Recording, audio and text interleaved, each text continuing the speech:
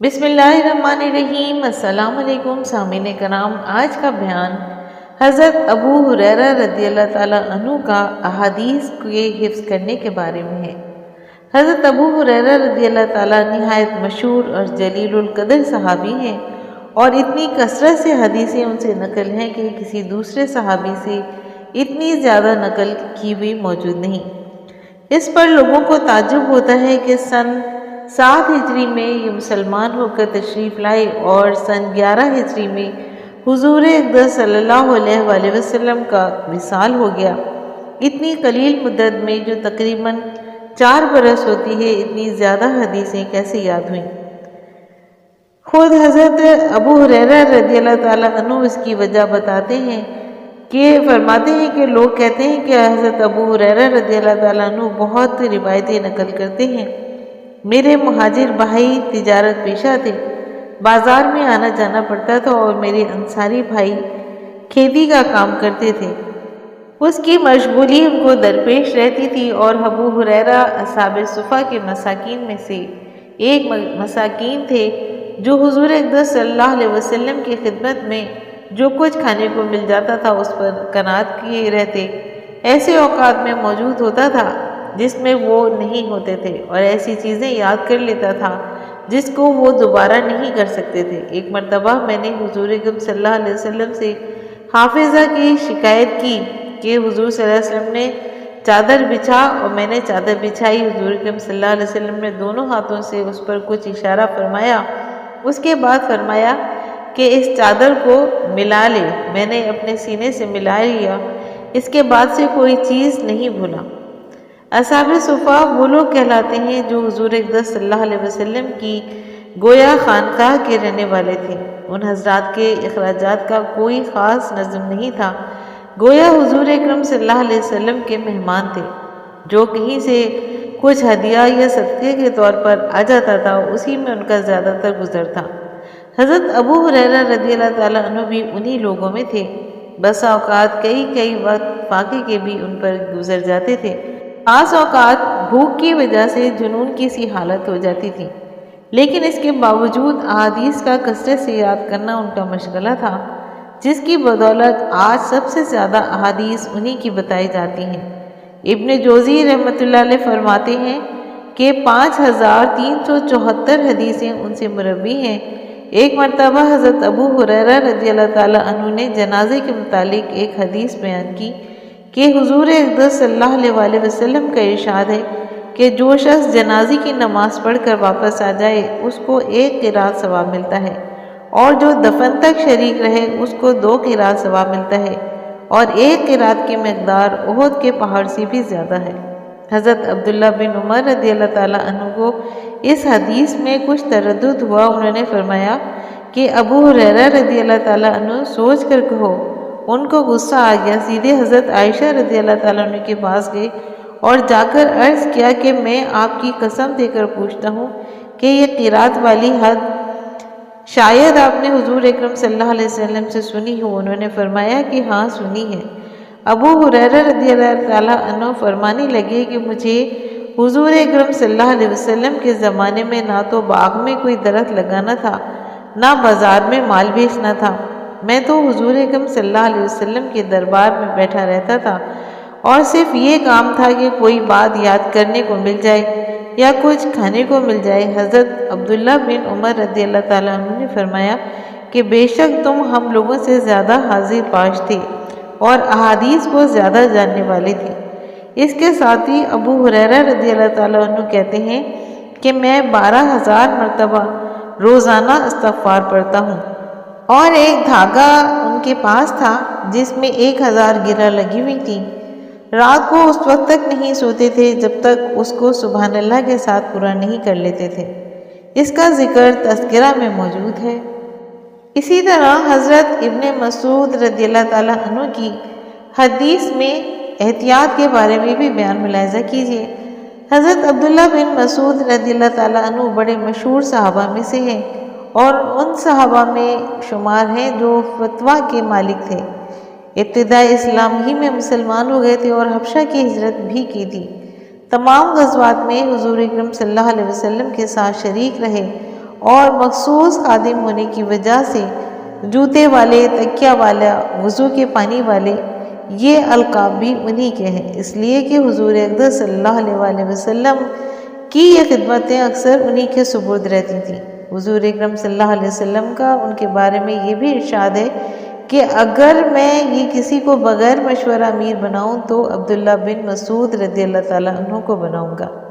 حضور اکرم صلی اللہ علیہ وسلم کا یہ بھی ارشاد تھا کہ تمہیں ہر وقت حاضری کی اجازت ہے۔ حضور اکرم صلی اللہ علیہ وسلم کا یہ بھی ارشاد ہے کہ جس شخص کو قرآن شریف بالکل اسی طرح پڑھنا ہو جس طریقے سے اترا ہے تو عبداللہ بن مسعود رضی اللہ تعالیٰ عنہ کے طریقے کے موافق پڑھے۔ حضور اکرم صلی اللہ علیہ وسلم کا یہ بھی ارشاد ہے کہ ابن مسعود رضی اللہ تعالیٰ عنہ جو حدیث تم سے بیان کرے اس کو سچ سمجھو۔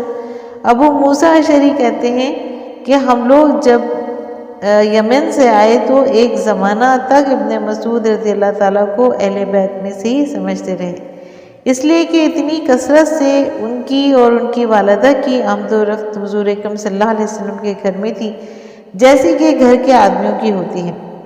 لیکن ان سب باتوں کے باوجود ابو عمرو شیبانی رحمۃ اللہ علیہ کہتے ہیں کہ میں 1 سال تک ابن مسعود رضی اللہ تعالیٰ عنہ کے پاس رہا، میں نے کبھی ان کو حضور اکرم صلی اللہ علیہ وسلم کی طرف سے منسوب کر کے بات کرتے نہیں سنا، لیکن کبھی اگر حضور اکرم صلی اللہ علیہ وسلم کی طرف سے کوئی بات منسوب کر دیتے تھے تو بدن پر کپکپی آ جاتی تھی۔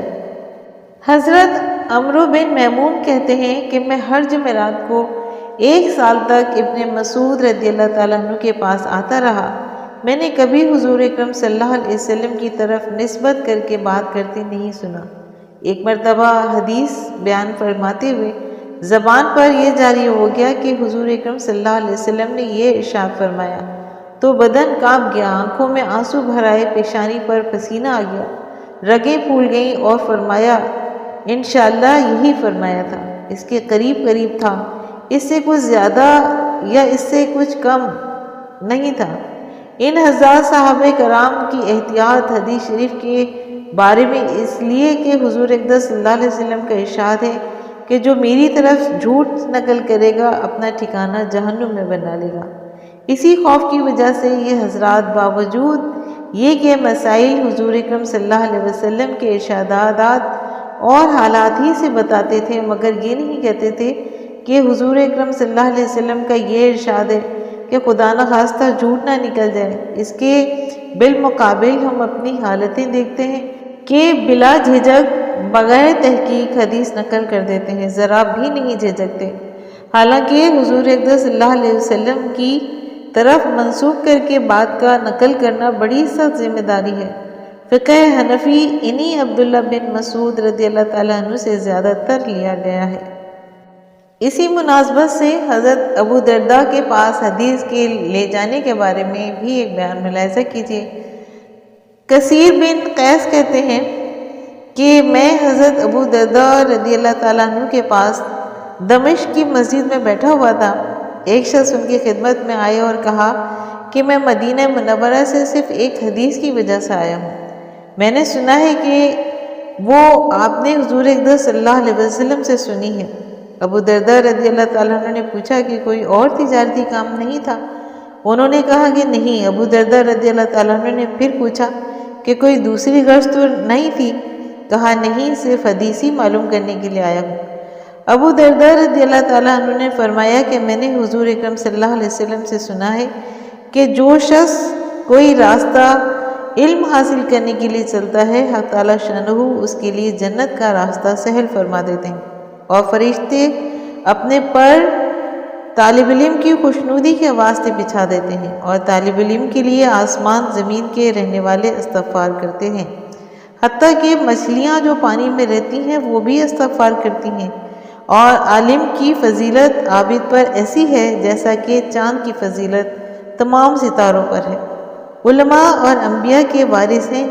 انبیاء علیہ السلام کسی دنیا اور اہم کا وارث نہیں بناتے بلکہ علم کا وارث بناتے ہیں۔ جو شخص علم کو حاصل کرتا ہے وہ ایک بڑی دولت کو حاصل کرتا ہے۔ حضرت ابو درداء رضی اللہ تعالیٰ عنہ فقہ کے صحابہ رضی اللہ تعالیٰ عنہ میں سے ہیں، حکیم الامت کو کہلاتے ہیں۔ فرماتے ہیں کہ حضور اکرم صلی اللہ علیہ وسلم کی نبوت کے وقت میں تجارت کیا کرتا تھا۔ میں نے مسلمان ہونے کے بعد چاہا کہ تجارت اور عبادت دونوں کو جمع کروں، مگر دونوں اکٹھی نہیں رہ سکی تو مجھے تجارت چھوڑنا پڑی۔ اب میرا دل یہ بھی گوارا نہیں کرتا کہ بالکل دروازے ہی دکان ہو جائے جس کی وجہ سے ایک بھی نماز فوت نہ ہو اور روزانہ 40 دینار کا نفع ہو اور میں ان سب کو صدقہ کر دوں۔ کسی نے پوچھا کہ ایسی تجارت سے کیوں خفا ہوئے کہ نماز بھی نہ جائے اور اتنا نفع روزانہ کا اللہ کے راستے میں خرچ ہو؟ پھر بھی پسند نہیں کرتے تھے۔ فرمایا کہ حساب تو دینا ہی پڑے گا۔ ابو درداء رحمۃ اللہ علیہ یہ بھی فرماتے ہیں کہ مجھے موت سے محبت ہے اپنے مولا سے ملاقات کے شوق میں، اور فقر سے محبت ہے تواضع کے واسطے، اور بیماری سے محبت ہے گناہ دھلنے کے لیے۔ اوپر کے قصے میں ایک حدیث کی خاطر اتنا طویل سفر کیا ہے۔ ان حضرات کے ہاں حدیث حاصل کرنے کے لیے سفر کرنا کچھ اہم نہیں تھا۔ ایک حدیث سننے اور معلوم کرنے کے لیے دور دور کا سفر طے کر لینا ان حضرات کو بہت سہل تھا۔ شابی رحمۃ اللہ علیہ ایک مشہور محدث ہیں، کوفے کے رہنے والے ہیں۔ اپنے کسی شاگرد کو ایک مرتبہ حدیث سنائی اور فرمایا کہ گھر بیٹھے مفت مل گئی، ورنہ اس سے کام کے لیے بھی مدینہ منورہ کا سفر کرنا پڑتا تھا کہ ابتدا میں حدیث کا مخزن مدینہ طیبہ ہی تھا۔ علمی شغف رکھنے والے حضرات نے بڑے بڑے طویل سفر علم کی خاطر اختیار فرماتے تھے۔ سعید بن مسیب جو ایک مشہور تاجر بھی ہیں، کہتے ہیں کہ میں ایک حدیث کی خاطر راتوں اور دنوں پیدل چلا ہوں۔ امام بخاری رحمۃ اللہ علیہ شوال 194 ہجری میں پیدا ہوئے اور 205 ہجری میں یعنی 11 سال کی عمر میں حدیث پڑھنا شروع کی تھی۔ عبداللہ بن مبارک رحمۃ اللہ علیہ کی سب تصانیف بچپن ہی میں حفظ کر لی تھی۔ اپنے شہر میں جتنی احادیث مل سکی ان کو حاصل کرنے کے بعد 216 ہجری میں سفر شروع کیا۔ والد کا انتقال ہو چکا تھا، اس وجہ سے یتیم تھے۔ والدہ سفر میں ساتھ تھی۔ اس کے بعد بلخ، بغداد، مکہ مکرمہ، بصرہ، کوفہ، شام اور حمص و دمشق ان شہروں میں گئے اور ہر جگہ جو ذخیرہ حدیث کا مل سکا حاصل فرمایا اور ایسی نوعمری میں ہی استاد حدیث بن گئے۔ کہتے ہیں کہ میری 18 برس کی عمر تھی جب میں نے صحابہ رضی اللہ تعالیٰ عنہ اور تابعین کے فیصلے تصنیف کیے۔ حاشد رحمۃ اللہ علیہ اور ان کے ایک ساتھی کہتے ہیں کہ امام بخاری رحمۃ اللہ علیہ اور ہم لوگوں کے ساتھ تھے، استاد کے پاس جایا کرتے تھے۔ ہم لوگ کہتے اور لکھتے تھے اور بخاری رحمۃ اللہ علیہ ویسے ہی واپس آ جاتے۔ ہم نے کتنے روز گزر جانے کے بعد ان سے کہا کہ تم تو وقت ضائع کرتے ہو۔ وہ چپ ہو گئے۔ جب کئی مرتبہ ان سے کہا تو کہنے لگے کہ تم نے تو دیکھی کر دیا، لاؤ تم نے کیا لکھا ہے۔ ہم نے اپنا مجموعہ احادیث نکالا جو 15,000 حدیثوں سے زیادہ مقدار میں تھا۔ انہوں نے اس سب کو حفظ سنا دیا اور ہم سب دنگ رہ گئے۔ سامعین کرام، امید کرتی ہوں کہ آپ کو آج کا میرا یہ بیان پسند آیا ہوگا۔ اگر آپ کو یہ بیان پسند آیا ہے تو آپ اپنے چینل فضائل اسلام کو لائک اور سبسکرائب کیجیے اور ساتھ لگے بیل آئیکن کو پریس کیجیے تاکہ آنے والی نئی ویڈیوز کا نوٹیفیکیشن آپ کو سب سے پہلے ملے۔ شکریہ۔